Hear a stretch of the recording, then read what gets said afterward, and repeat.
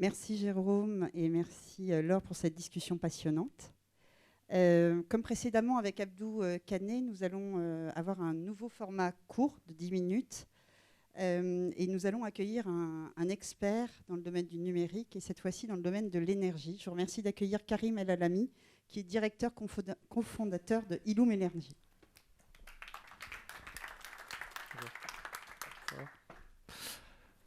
Bonjour à tous. Avant tout, avant de commencer, je tiens à remercier d'abord le colloque Ressources pour ma ravi. Bonjour. Ça va? Vous allez bien? Tu vas bien? Très bien, exactement. On le fait tous les deux, pas de souci. Ouais, avec plaisir. Ah bah super. Surtout que ça rappelle de bons souvenirs. Il y a quelques photos là-dessus.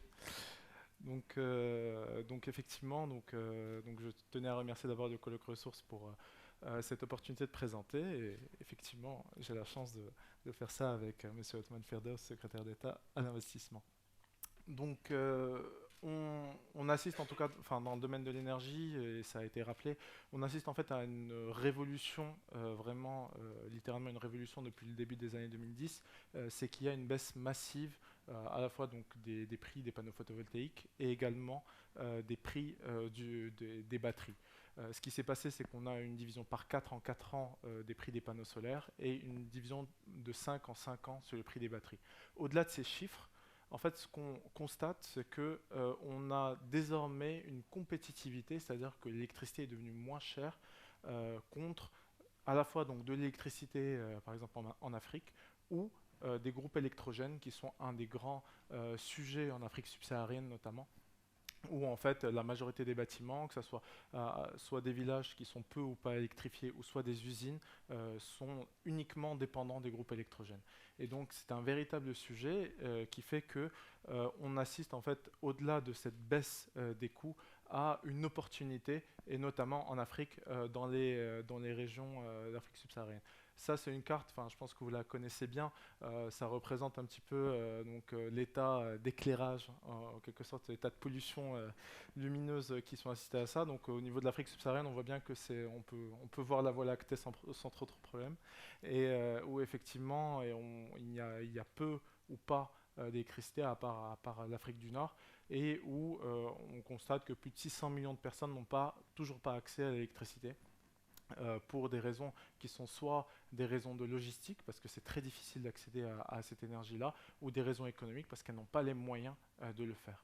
Et en fait, là, l'avantage en quelque sorte des nouveaux outils à la fois renouvelables, c'est qu'ils permettent l'accès à l'énergie d'une manière différente. Auparavant, en fait, on réfléchissait uniquement de tirer des câbles, de ramener des réseaux, etc. Et là, il y a une logique de décentraliser cette énergie et de la faire installer au plus proche du consommateur. Et donc finalement, c'est cette solution qui commence un peu à émerger. C'est ce qu'on appelle les microgrids. Donc les microgrids, là j'ai mis une jolie photo qui est associée à ça. Donc on voit les panneaux solaires au-dessus. Donc c'est quelque chose d'assez... on voit une installation de quelques kilowatts de panneaux solaires. Et là vous voyez ce qu'on appelle donc des onduleurs, donc des systèmes de conversion d'énergie qui permettent justement à vous d'accéder à cette énergie-là et finalement de bénéficier donc, de l'électricité telle que vous la connaissez. Et donc l'avantage en fait de cette solution, c'est qu'elle est à la fois donc, économique, donc, ou comme je disais, elle est devenue rentable par rapport à une énergie.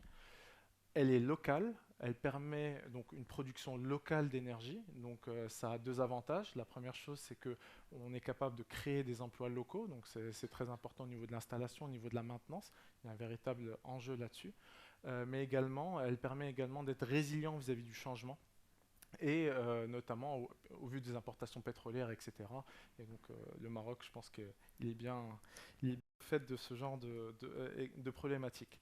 Seulement, en fait, on a un ou deux problèmes qui sont essentiels, et justement on reboucle avec le sujet du numérique, c'est que on a face à nous en fait une énergie qui est intermittente. Dès que vous avez un nuage qui passe au-dessus des panneaux solaires, vous avez un problème parce que vous produisez moins d'énergie et votre consommation est toujours constante. Ici dans ces bâtiments, les lumières doivent continuer à être alimentées malgré la météorologie qui est à l'extérieur. Et également, donc, notamment dans les dans les problématiques en Afrique, on a une maintenance qui peut être difficile. On a des sites qui sont à plusieurs heures de route et où on est complètement aveugle par rapport à ces sites. Et justement, et là l'intérêt, c'est que le numérique permet de réduire et permet de combler ces deux problématiques. Et justement, par rapport à ça, nous, ce qu'on a développé, c'est vraiment un logiciel qui permet de faire deux choses. La première chose, c'est de visualiser ce qui se passe sur un site. Là, je prends l'exemple d'un cas, par exemple au Sénégal, où on a opéré. Et en fait, le village est à 4 heures de route. Et en fait, ce qui se passait auparavant, c'était que l'opérateur en question donnait des bidons de carburant au chef du village. Seulement, comme vous le savez, on ne sait pas exactement si la consommation de carburant était associée aux villageois ou alors qui a aidé en fait à alimenter le réservoir d'essence de la voiture. En tout cas, bon, c'est des choses qui sont assez courantes. Et justement, là, l'intérêt ici, c'est vraiment de diagnostiquer, d'être capable de voir et de voir qu'est-ce qui se passe au niveau des sites et notamment des sites éloignés. Et sachant qu'on a une problématique donc à la fois de dispersion et de décentralisation qui est assez importante. Et la deuxième chose qu'on est capable de faire, c'est qu'on est capable de contrôler ces systèmes. Donc, c'est-à-dire qu'on va, grâce justement aux outils télécoms, donc on a parlé justement de l'accès aux réseaux télécoms, des réseaux 2G, 3G, etc., de piloter en fait ces installations à distance, donc d'allumer, d'éteindre des groupes électrogènes, de charger et décharger des batteries, pour pouvoir en fait réduire la consommation de carburant, réduire le cyclage des batteries et ainsi permettre une énergie encore moins chère pour ces populations-là ou aux industriels qui font face en fait à des problèmes de compétitivité au niveau de l'énergie. Donc c'est un peu au-delà du schéma. Donc on voit ici donc l'intérêt du numérique. Donc là on a un groupe électrogène, des panneaux solaires, des batteries et donc un bâtiment.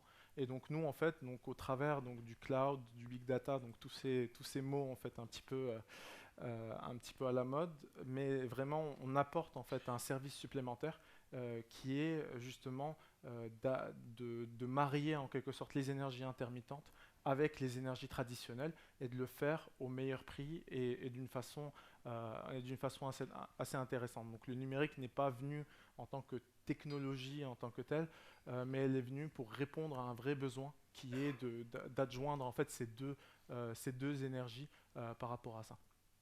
Donc ça, c'est justement un résultat, notamment dans le cadre de l'Afrique, en Afrique subsaharienne, où en fait on a montré qu'on a été capable en fait de réduire, ça c'était en Tanzanie, sur un système hybride de 20 kW, donc panneaux solaires, batterie, groupe électrogène.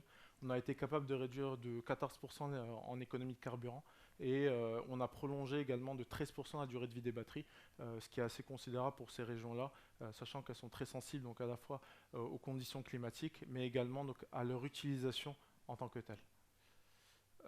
Ça, c'est un projet également qu'on a fait donc à Madagascar, donc sur un site de 300 kW, donc un site panneaux solaires, batterie, etc. Ça, c'est pour une usine. C'est pour une usine en fait qui souffrait énormément du réseau local et qui en fait voulait complètement se couper du réseau pour pouvoir passer en énergie renouvelable et avec des groupes électrogènes. Donc ça a été des sites qui ont été installés là-dessus. Et ça, c'est le premier site qu'on a inauguré avec monsieur le secrétaire d'État, qui a été donc au Maroc, donc à Tanger, à la zone franche de Tanger. Donc il a été inauguré en novembre dernier. Et donc avec les panneaux solaires, les batteries, les groupes électrogènes. Si j'avais su, j'aurais ramené la photo. Donc voilà, donc en tout cas il y a un sujet également donc, au Maroc qui est un petit peu différent, mais il y a un intérêt, c'est notamment tout ce qui est coupure, micro-coupure. On a un sujet au Maroc au niveau, dans certains cas, notamment dans certaines zones industrielles, où en fait certaines machines sont très sensibles à la qualité de l'énergie et où justement une installation panneau solaire batterie permet justement de protéger ces équipements et de faire fonctionner ces différentes choses. Voilà, donc ça c'est les différents pays sur lesquels donc, on a opéré, on a mis en place nos projets et donc on espère en tout cas développer encore plus de projets. Merci Karim pour la présentation. Je suis très content de prendre la parole juste après.